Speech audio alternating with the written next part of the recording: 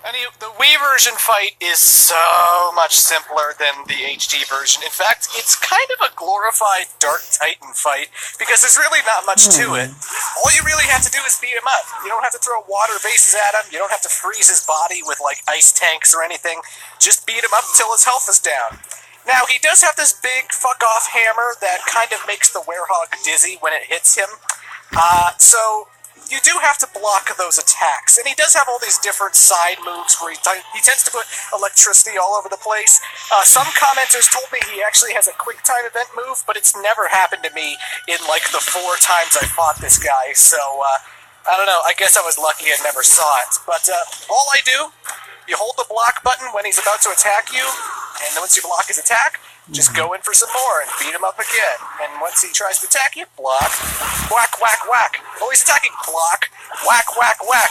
And, yeah, this is the boss. I'm not kidding. It's pretty much that easy. I beat him in under a minute. What the hell, Dark Guardian? Is that all you got? So yeah, that's the Wii version, just a straight-up fight. You know, block the attacks, no problem. You have 5 minutes to get an S rank. You'll probably get it. The HD version is a little bit different, though. The Dark Guardian cannot be whittled down simply by pure strength and brawling alone. Now, the gimmick here is that the Dark Guardian's health keeps regenerating, and in order to take away his health permanently, you have to push these giant blocks across the arena and take them to this blue pathway. And once the blocks are on the blue pathway, they go all the way to the back, and then they shoot a surge of energy through the Dark Guardian, thereby eliminating his health permanently, so you can beat on him a little bit. As always, because it's the ZHD version, you might want to look out for Sun and Moon medals. I didn't. I forgot to. And also, there's a few medals that are kind of annoying to get. Like, there are medals hanging high in the sky, and so you have to sort of push the blocks around and then jump off the blocks in order to reach them. And I was just like, I don't want to do that. I'd rather just go for the S rank and kick ass.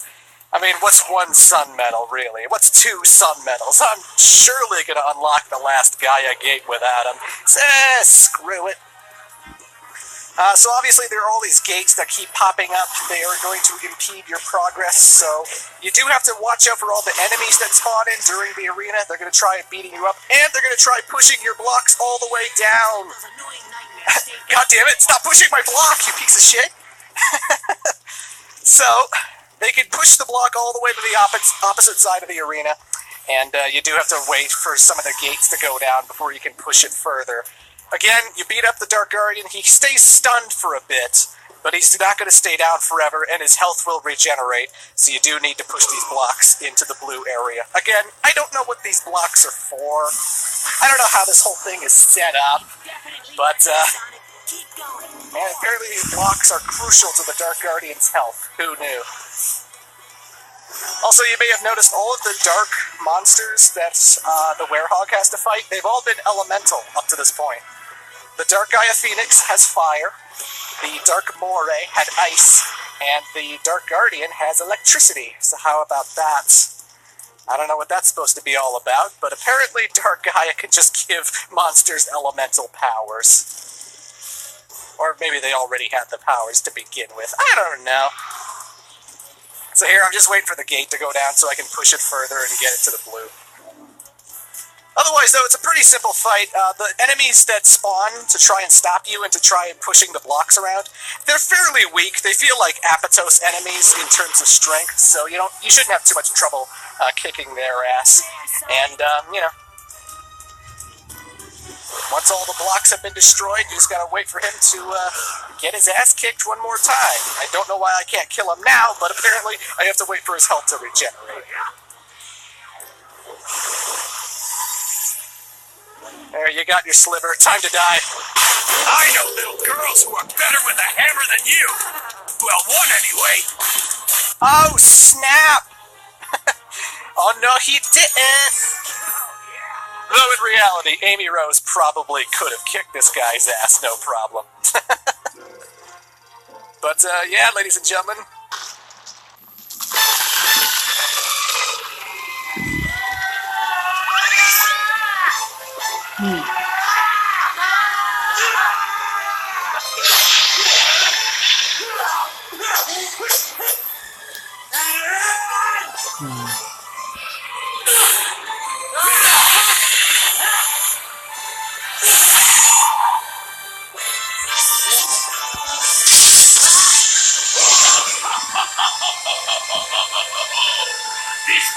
will be your doom.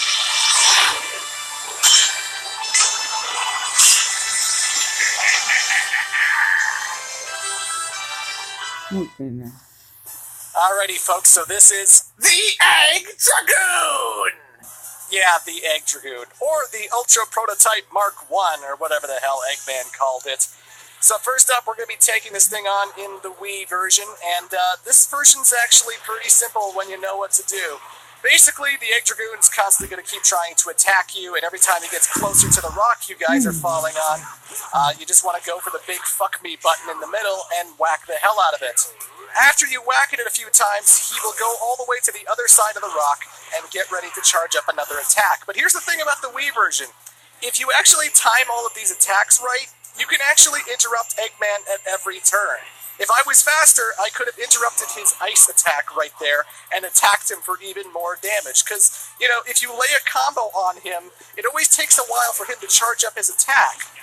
And I can leave before the combo's finished and start circling around before he actually starts moving. And as he's getting ready to do the other attack, I can whack him some more and whack him some more. And the only thing that's ever going to be, like, mandatory action for Eggman is drilling through the rock and making you plummet downwards.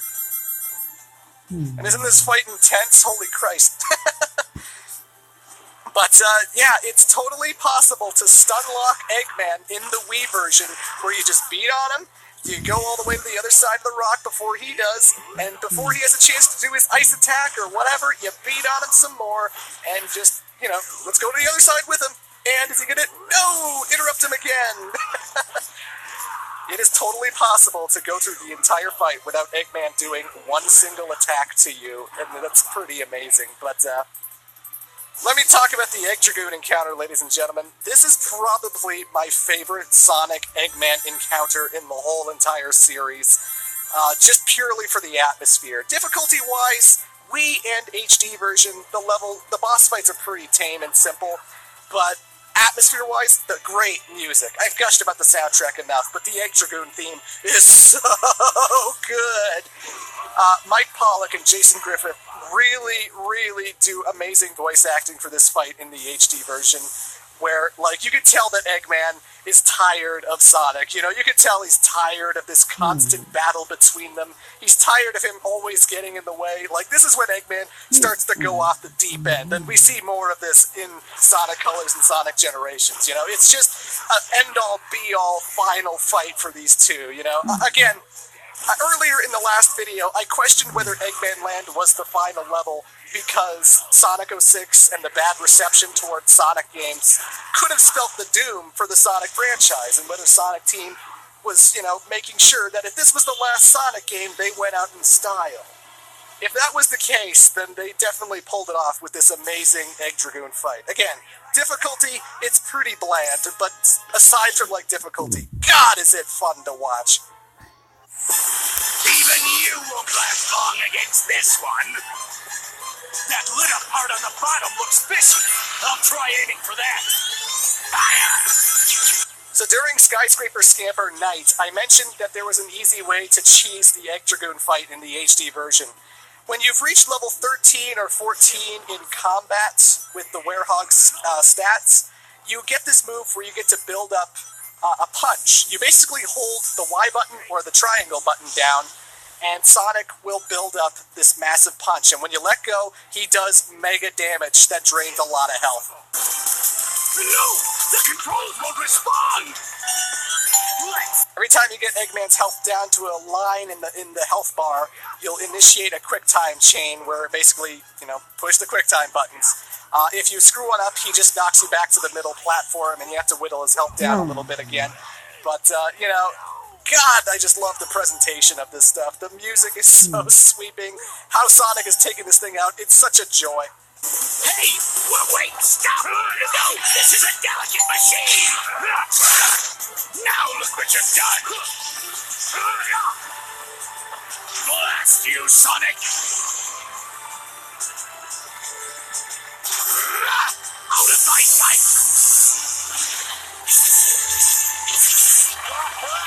The ground's breaking up! Jeez, Eggman! Simmer down! deploy! You were lucky, Sonic, but luck can't last forever.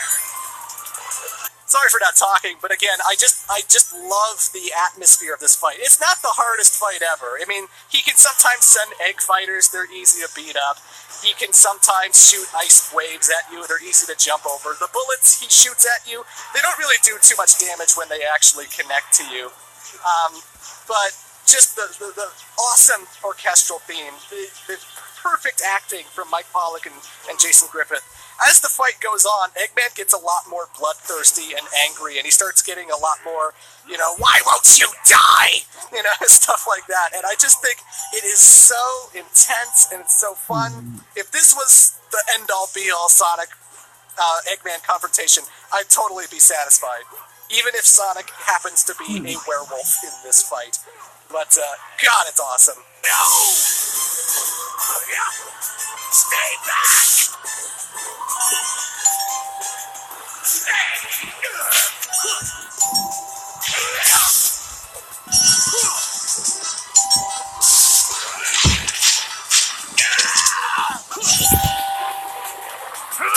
What? No!